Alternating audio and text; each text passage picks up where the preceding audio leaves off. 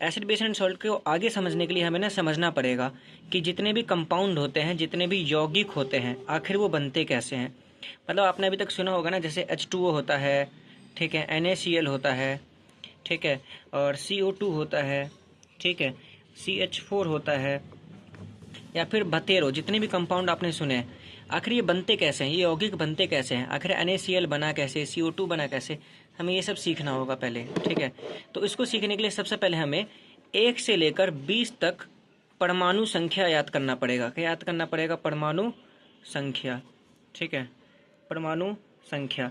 और साथ साथ 1 से लेकर 20 तक जितने भी परमाणु संख्या है, जितने भी परमाणु हैं, उनके संयोजकता भी हमें याद करना पड़ेगा। क्या याद करना पड़ेगा? संयोजकता भी। परमाणु संख्या एटॉमिक नंबर, परमाणु संख्या मतलब एटॉमिक नंबर, संयोजकता मतलब वैलेंसी। क्या?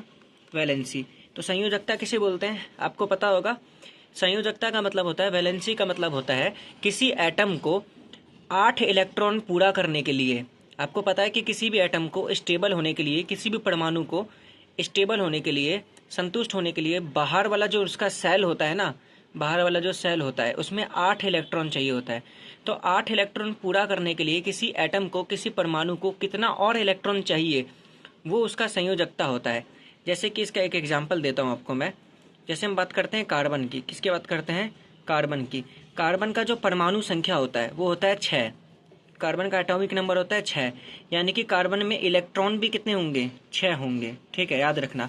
परमाणु संख्या जितना होता है, एटॉमिक नंबर जितना होता है, इलेक्ट्रॉन हमेशा उतना ही होता है, इलेक्ट्रॉन हमेशा उतना ही होता है। तो कार्बन का परमाणु संख्या है 6, तो उसमें इलेक्ट्रॉन भी इतना होगा। तो अगर मैं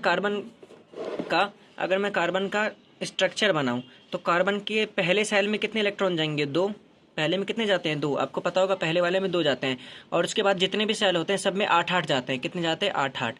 तो पहले वाले में 2 इलेक्ट्रॉन चले गए। अब कार्बन के पास होते हैं 6, तो और कितना बच गया कार्बन के पास? 2 तो चले गए, तो कार्बन के पास और बच गया 4। तो बाकी 4 दे दो, 1 2 3 4। लेकिन हमें पता है कि पहले वाले में हमने 2 दे दिया, बाकी अगले वाले में दे दिया हमने 4। लेकिन मैंने अभी आपको बताया कि पहले सेल में तो 2 जाता है, लेकिन इसके बाद के जितने भी सेल होते हैं सब में हमेशा कितने कितने इलेक्ट्रॉन होने चाहिए? 8। लेकिन इसमें बाहर में कितने इलेक्ट्रॉन? सिर्फ 4 है। तो इसको 4 और इलेक्ट्रॉन चाहिए ताकि इसके 8 हो जाए बाहर वाले सेल में।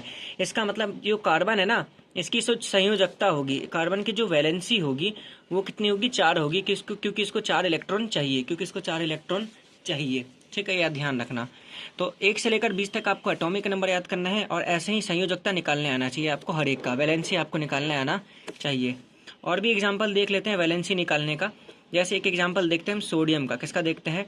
सोडियम का, ठीक है। तो सोडियम जो है वो आता है 11वें नंबर पे। कितने नंबर पे आता है? 11। तो सोडियम में इलेक्ट्रॉन कितने होंगे? 11। इलेक्ट्रॉन कितने होंगे? 11, ठीक है।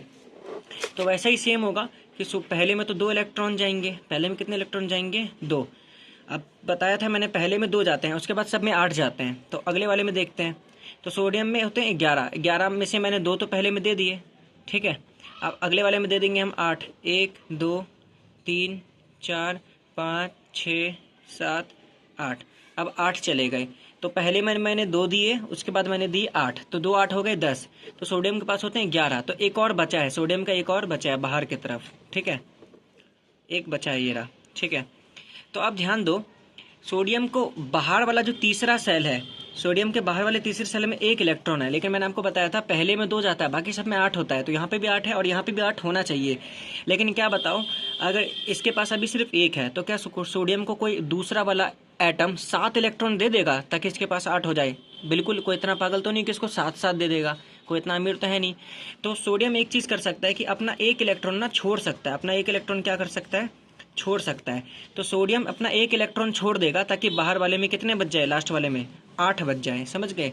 तो ऐसा ही होता है, जो एटम होता है या तो वो इलेक्ट्रॉन को छोड़ देते हैं या तो इलेक्ट्रॉन ले लेते हैं। तो और जितना इलेक्ट्रॉन छोड़ते हैं या जितना इलेक्ट्रॉन लेते हैं उसी को बोलते हैं हम वैलेंसी। उसको हम क्या बोलते हैं?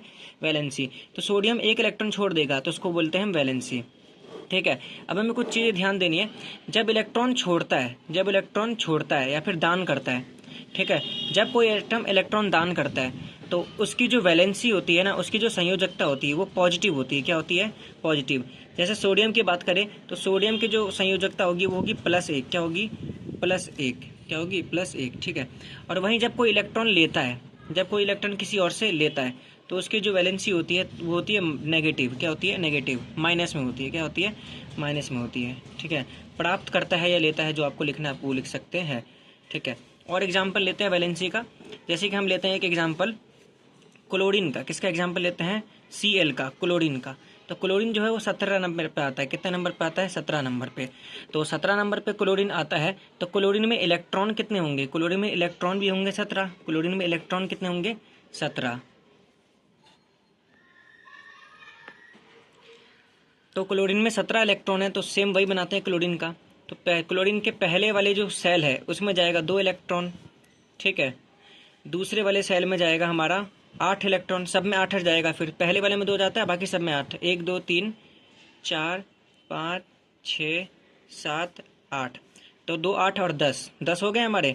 अब क्लोरीन आता है 17 पे, तो 10 2 मैंने ये दे दिया, इधर ये दे दिया मैंने 8, 2 8 हो गए 10। तो क्लोरीन आता है 17 पे। तो 17 टोटल थे उसके पास, उसमें से 10 तो मैंने दे दिए, तो बचे कितने? 7। तो उसके बाहर कितने लगाएंगे हम? 7। 1 2 3 4 5 6 7। कितने आ गए? 7 आ गए। 2 पहले दिया, फिर दिया 8, फिर दिया 7। तो आप देख सकते हो जो क्लोरीन है इसको बाहर वाले में सिर्फ एक की ज़रूरत है। कितने की ज़रूरत है? एक की। तो कोई आएगा और इसको एक दान कर देगा, कोई आएगा और इसको एक दान कर देगा कि ले भाई एक ले और 8 पूरा कर ले। तो क्लोरीन की जो वैलेंसी होगी ये होगी -1। क्या होगी हमारी? -1। तो इस तरीके से हम वैलेंसी निकालते हैं, संयोजकता निकालते हैं। ठीक है, तो कहने का मतलब ये है कि अभी तक आपने जितना पढ़ा था ना पहले क्लास में, 6ठी 7वीं में, ये सब बता रहा हूँ मैं आपको। तो 6ठी 7वीं में आपने पढ़ा था, याद होगा आपको। जो पहला सेल होता है इसको बोलते हैं के, दूसरा सेल जो होता है इसको बोलते हैं एल, उसका बाद जो होता है ये होता है एम। ठीक है, और उसके बाद वाला सेल होता है ये होता है क्या? एन। क्या होता है? एन। ठीक है, तो और एक फॉर्मूला, वैसे तो ये सब होता है। ठीक है, अब इम्पॉर्टेंट चीज़ देखो। अब देखो क्या एक चीज़ इम्पॉर्टेंट। ठीक है, एक फार्मूला होता है, एक क्या होता है? फार्मूला होता है, जिसकी मदद से हम पता कर सकते हैं कि ये जो सेल होते हैं ना KLMN, ये जो सेल होते हैं KLMN, इसमें कितने कितने इलेक्ट्रॉन मैक्सिमम जा सकते हैं, इसमें कितने कितने इलेक्ट्रॉन मैक्सिमम जा सकते हैं। वो फार्मूला होता है 2n²। क्या होता है? 2n²। बहुत इजी है, आपसे एग्जाम में पूछा जा सकता है कि बताओ जो पहला सेल होता है ना, पहले सेल को बोलते हैं के, उसमें मैक्सिमम कितना इलेक्ट्रॉन जा सकता है। तो अगर आपको पहला सेल का पूछे, किसका पूछे? पहला सेल का। पहले सेल को हम क्या बोलते हैं? के। तो बस एन की जगह 1 डाल दो। 2 इंटू में 1 का स्क्वायर, तो 1 का स्क्वायर तो 1 ही होता है, तो आ गया 2। तो मैंने आपको पहले भी बताया था कि पहले सेल में कितने इलेक्ट्रॉन जाते हैं? 2। अगर आपसे पूछा जाए सेकंड सेल के बारे में, किसके बारे में पूछा जाए? सेकंड सेल के बारे में, तो 2n²। तो 2 और n की जगह 2 डाल दो और 2 का स्क्वायर, तो 2 इंटू में 4, 2 चौके 8। ठीक है, तो 8। मैंने आपको बताया था कि पहले वाले में 2 जाते हैं, फिर सब में कितने कितने मैक्सिमम इलेक्ट्रॉन, ज़्यादा से ज़्यादा कितने इलेक्ट्रॉन जा सकते हैं? 8। अगर आपसे तीसरे सेल में पूछा जाए, थर्ड सेल में, ठीक है, दूसरे सेल को बोलते हैं L, और तीसरे सेल को बोलते हैं M। तो फॉर्मूला लगाओ 2n²। n की जगह 3, 3 का स्क्वायर, तो 2 इंटू में 9, तो 9 दूनी 18। तो आप देखोगे ये गड़बड़ हो गया। हमने तो अभी सीखा था कि पहले में 2 जाता है और बाकी सब में 8 8 जाता है। तो देखो बात ऐसी है कि ये जो 18 आया है ना, 18 ये आया है मैक्सिमम इलेक्ट्रॉन। मतलब ये जो एम सेल है ना, एम तीसरा सेल, इसमें मैक्सिमम अगर आप ठूस ठूस के डालो तो 18 डाल सकते हो। लेकिन नॉर्मली जितना भी एटम होता है उसमें सब में 8 8 जाता है। कितना जाता है? 8। बस पहले में 2 जाता है, बाकी सब में 8 8 8 8 8 ऐसा ही चलता है, और आपको ऐसा ही करना है। तो ये वाला फॉर्मूला बस ऐसे ही एक थ्योरी के लिए दे दिया गया है कि आप पता कर सकते हो कि मैक्सिमम कितना इलेक्ट्रॉन जाएगा। ठीक है, बाकी आपको जब ये बनाते हैं ना, जब हम वैलेंसी पता करते हैं कि किसी की वैलेंसी कितना है, +1 है, +2 है या फिर माइनस है, तब आपको यही लॉजिक अपनाना होता है। 2 वाला 8 वाला 8 वाला, ये वाला लॉजिक आपको अपनाना होता है। ठीक है, ये वाला लॉजिक सिर्फ फार्मूलों के लिए, ये वाला लॉजिक सिर्फ फार्मूले के लिए, लेकिन जब रियल आप सवाल करोगे तो आपको ये वाला लॉजिक अपनाना होता है। ठीक है, बाकी एग्जाम में अगर आपसे पूछा जाए ना कि तीसरे सेल में मैक्सिमम ज़्यादा से ज़्यादा आप कितना इलेक्ट्रॉन ठूस सकते हो, तो 18। ठीक है, ऐसे चौथे का पूछे तो चौथे पे फॉर्मूला लगा देंगे और निकलता जाएगा। ठीक है, अब आगे चलते हैं कि आखिर हमने ये वैलेंसी निकालना सीखा ही क्यों। ठीक है, क्यों सीखा है? मान लो कोई मैं कंपाउंड लिखता हूँ आपके सामने, मैंने लिखा सोडियम क्लोराइड। क्या लिखा मैंने? Sodium chloride. हिंदी में भी सेम ही नाम है सबका, तो कोई दिक्कत नहीं है इंग्लिश हिंदी का। ठीक है, सोडियम क्लोराइड। अब एग्जाम में क्या है, कई बार ऐसे सवाल भी आसान आसान पूछ सकते हैं कि सोडियम क्लोराइड का फॉर्मूला क्या होता है। ठीक है, अब बहुत सारे एसिड और बेस का नाम अभी जानेंगे हम, अम्ल और क्षारक का नाम। तो सभी अम्ल क्षारक का नाम हम याद नहीं कर सकते, रट्टा नहीं मार सकते, तो हमें बनाना आना चाहिए नाम से फॉर्मूला। ठीक है, सबका नाम से फॉर्मूला हमें बनाना आना चाहिए, सारे फॉर्मूले रट्टा नहीं मारेंगे। तो फॉर्मूला बनता कैसे है, जैसे मैं लिख दिया सोडियम क्लोराइड, तो यहाँ पर सोडियम है तो सोडियम लिखो Na, क्लोराइड मतलब क्लोरीन, तो क्लोराइड का लिखो Cl। तो सोडियम का आपको संयोजकता रट्टा मारना है या फिर निकालना सीखना है तो निकालना सीख सकते हो, बस 1 से लेकर 20 तक आपको किसी तरह परमाणु संख्या याद कर लेना, निकालना तो बता दिया मैंने। तो सोडियम का होता है 1 और क्लोरीन का भी 1 होता है 1। अब इसको क्रॉस मल्टीप्लाई कर दो बस, तो Na और 1 से गुना हो जाएगा तो Na, और Cl 1 से गुना होगा तो Cl, कोई फर्क पड़ेगा ही नहीं। तो सोडियम क्लोराइड का फॉर्मूला होता है NaCl। ठीक है, अब जैसे एक और बात करते हैं, हम बोलते हैं एल्यूमिनियम क्लोराइड, एल्यू, ठीक है, मीनियम क्लोराइड। ठीक है, तो एल्यूमिनियम क्लोराइड, तो एल्यूमिनियम होता है आपका Al, और क्लोराइड अभी क्लोरीन का फॉर्मूला होता है Cl। तो क्लोरीन का भी मैंने बताया 1 होता है, एल्यूमिनियम का होता है 3, क्रॉस मल्टीप्लाई कर दो तो बनेगा Al, और Cl जब 3 से गुना होगा तो Cl 3, बहुत आसान है। ठीक है, आगे करते हैं, जैसे कि एक हम बात करते हैं सोडियम ऑक्साइड, सोडियम ऑक्साइड। ठीक है, तो देखो सोडियम जो होता है वो होता है हमारा Na, और ऑक्साइड का मतलब होता है ऑक्सीजन, तो ये होता है हमारा O। तो Na का होता है 1 और ऑक्सीजन का होता है 2, ये याद करना पड़ेगा आपको किसका कितना होता है, तो मल्टीप्लाई कर देंगे Na2O, सोडियम ऑक्साइड। तो इस तरीके से हम किसी भी कंपाउंड का, किसी भी यौगिक का नाम से उसका फॉर्मूला बता सकते हैं। ठीक है, अब हम चलते हैं अम्ल क्षारक वाले चैप्टर में थोड़ा आगे।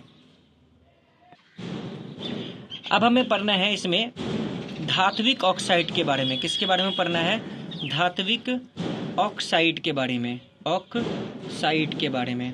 ठीक है, तो ऑक्साइड का मतलब तो ऑक्सीजन होता है और धात्विक मतलब धातु। तो ऐसे ऑक्साइड, ऐसे ऑक्सीजन जिसके साथ एक धातु चिपका हो उसका बोलते हैं धात्विक ऑक्साइड। उदाहरण के तौर पे देखो, जैसे मैंने बोला सोडियम ऑक्साइड, मैंने क्या बोला, सोडियम ऑक्साइड। ठीक है, तो ऑक्साइड का मतलब तो ऑक्सीजन है और सोडियम क्या होता है, धातु होता है, तो ये एक बन गया धात्विक ऑक्साइड। अब इसका फॉर्मूला आप रट्टा तो नहीं मारोगे, मैंने आपको बताया था, बनाना सिखा दिया था। Na मतलब हो गया सोडियम, ऑक्साइड का मतलब होता है O, तो Na का होता है 1 और ऑक्सीजन का होता है 2, तो क्रॉस मल्टीप्लाई कर दो Na2O, Na2O। तो सोडियम ऑक्साइड का फॉर्मूला होता है Na2O। ऐसे ही भतेरो धात्विक ऑक्साइड हो सकते हैं, जैसे कि एक होता है हमारा कैल्शियम ऑक्साइड, कैल्शियम ऑक्साइड। ठीक है, कैल्शियम ऑक्साइड। ठीक है, अब कैल्शियम होता है Ca और ऑक्साइड होता है हमारा O।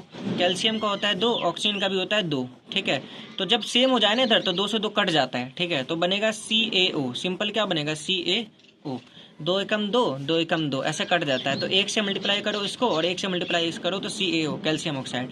अब ये पढ़ाने का मतलब क्या था, ये पढ़ाने का मतलब ये था कि आपको याद रखना है कि जितना भी धात्विक ऑक्साइड होता है, जितना भी धात्विक ऑक्साइड होता है, आपको याद रखना है जितना भी धात्विक ऑक्साइड होता है या फिर धात्विक हाइड्रो ऑक्साइड होता है, याद रखना है जितना भी धात्विक ऑक्साइड होता है या फिर धात्विक ऑक्साइड होता है, ये दोनों को दोनों जो होता है ना, ये क्षारक होता है। ये दोनों को दोनों क्या होता है, क्षारक होता है। बहुत इंपॉर्टेंट बात है, आपको एग्जाम्पल में दे देगा एग्जाम में कि बताओ जो धात्विक ऑक्साइड है वो क्षारक होते हैं कि अम्ल होते हैं, या फिर कोई भी एक नाम दे देगा, सोडियम ऑक्साइड, कैल्शियम ऑक्साइड, कोई भी।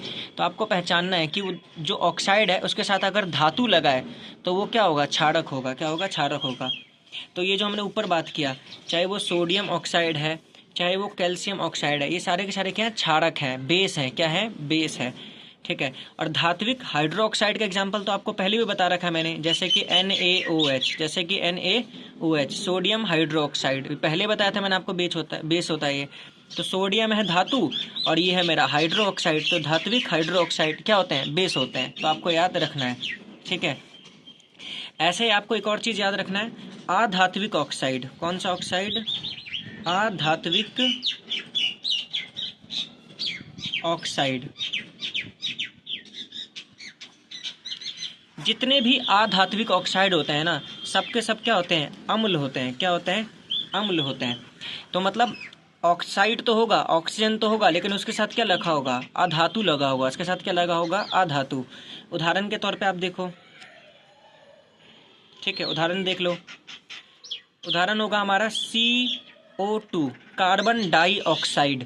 तो ये हो गया मेरा ऑक्साइड और इसके पहले लगा है कार्बन, और कार्बन तो आपको पता है एक अधातु होता है, ठीक है, क्या होता है, अधातु होता है, तो CO2।